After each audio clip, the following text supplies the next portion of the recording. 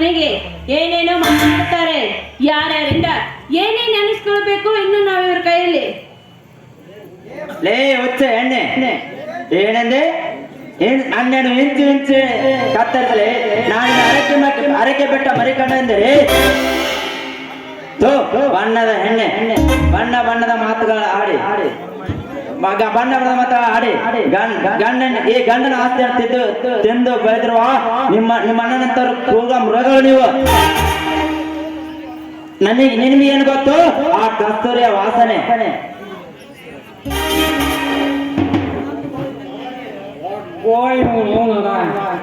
ಯವ್ವ ಸೀರವ್ವ ಮೊದ್ಲ ನಮ್ಮ ಸಾವುಕಾರ್ಗ ನನಗ ಬುಡಕ್ ಬೆಂಕಿ ಬಿದ್ದು ಹೂವಾಕೈತಿ.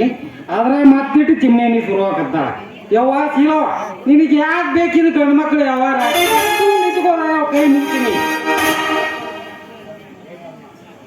ಲೇ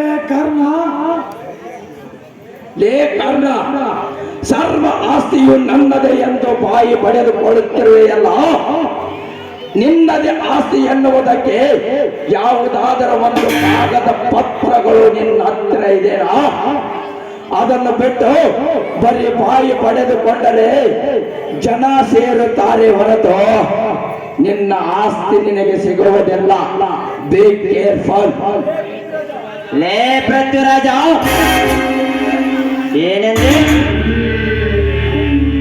ಏನಂದೆ ಕಾಗದ ಪತ್ರ ಬೇಕಂದ? ನನ್ನ ತಂದೆ ಹಿಂದೆ ಸಾಯಿಗೂ ಮುಂಚೆ ಆ ವಿಲ್ಲೆ ಬರೆದಿಟ್ಟಿದ್ದಾನೆ. ಅದು ಗೊತ್ತಾ? ಈ ಕರ್ಣನ ಹೆಸರಿನಲ್ಲಿದೆ ಎಂಬುದನ್ನು ಮಾತ್ರ ಮರಿಬೇಡ.